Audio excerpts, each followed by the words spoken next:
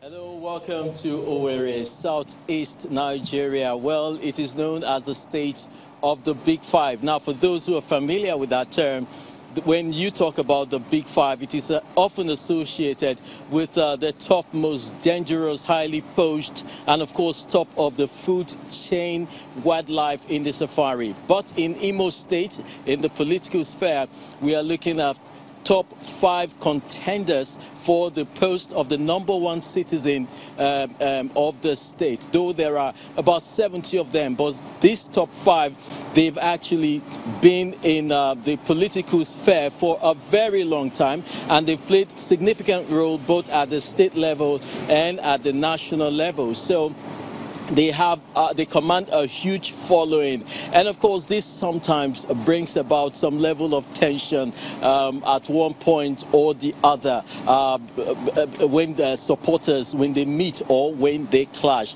But going further from here, these top 5 also, their pedigrees and of course their antecedents are well known to the people, and it definitely would to a very large extent impact how the electorate eventually votes tomorrow.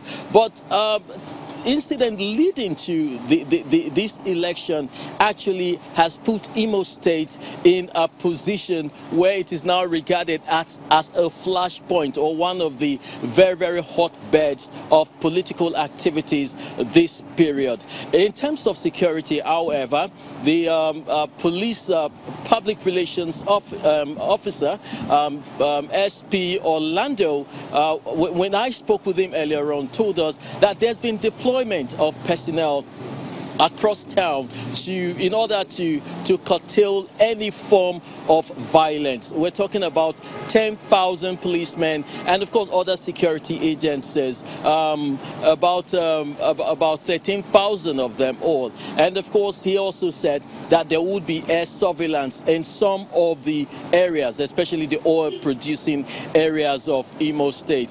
The PPRO is actually with me today, and of course he would be giving us insight into further preparations towards the election. Already 10,000 policemen. How prepared are they, and how well motivated are these police personnel?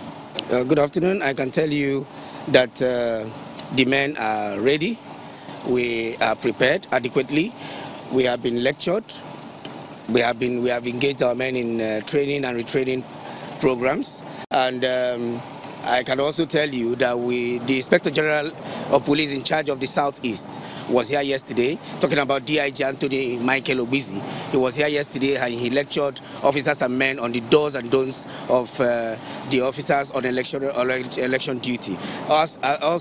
He also held a meeting with the INEC officials, the REC and his management team, and they told him about their preparedness to conduct a hitch-free elections. And after that, the Commissioner of Police, Imo State, talking about CP Dasuki Damba Pagaladanchi, held a meeting with all heads of security agencies in the states, and all of them, I can tell you, we are all prepared. We are ready to ensure safety and security of all Imolites within the period. Now, what should the police be doing at a polling unit? What are those duties, so that when they go outside, people could bring them back to what they're supposed to be doing?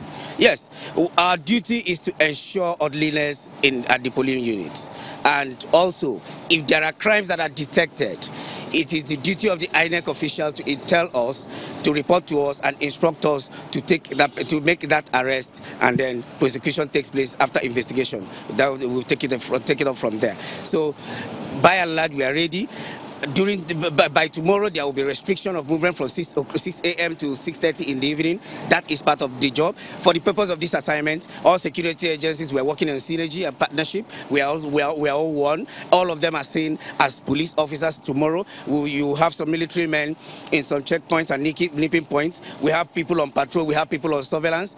And I can also tell you that in this one, we have gone a step further to introduce air surveillance in this particular one. So the Air Force will be managing the air surveillance and will be feeding the men, the ground troops, talking about the military here, and the police mobile force, where there is serious breach of peace, and then they will move in based on the intelligence that is gathered from the air surveillance. We've had cases where the police, they are found culpable in electoral malpractices. How do you hope to deal with issues such as that in this election tomorrow? Well, I can tell you confidently that such thing will not occur, judging by what we had last 2 weeks. Last 2 weeks, police performed creditably. I can say that without missing words, because we had observers, and all of them told us we did creditably well, especially here in Imo State. Yes, before that election, Imo State was seen as a flashpoint. But I can tell you that after the elections, we recorded no casualty here in Imo State. And I can tell you, tomorrow we have made arrangements, and we will get far much better preparations, far much better elections than what we had last 2 weeks. Well, that is left to be seen. You are the public relations officer, so yeah, you could praise yourself, but we want to see that security is ensured, because that is the only thing that will bring out voters tomorrow. And so we wish you all the best in your duties. Thank you very much. All right, still talking about concerns towards the election right here in Imo State, because there has been concerns, from all over. If you go around town, you'll probably see people who are going about their lawful duties, their normal duties, but right within them, you could still find that fear. You could still find a level of apprehension and tension. Well, I'm just new in town, but there is someone who's been in town for a while. Is the former NUJ chairman, and of course, political and public affairs analyst, Fidel Onyeneke. How are you doing? Thank you very much. I'm okay, and you are welcome to this great city called Owerri and our state called Imo. Are you disturbed, or are you concerned about the status Imo has assumed in recent times? Well, I have to say it is really unfortunate, so to say, that Imo is being seen as a flashpoint during this particular election.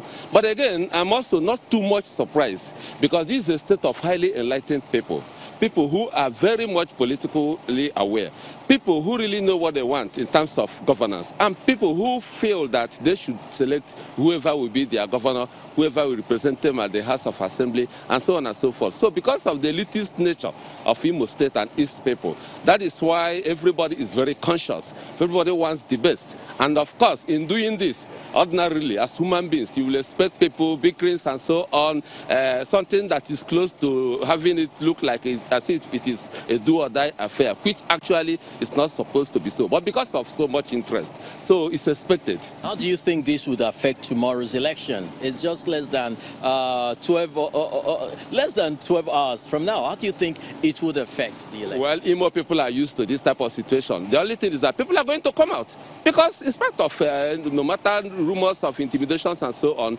you will discover that tomorrow people will come out en masse and vote for the candidates of their choice, because everybody wants the best. And people might think that ordinarily Imo people were not maybe afraid to come out and so on. No. People are not all that intimidated. I mean, they are not afraid.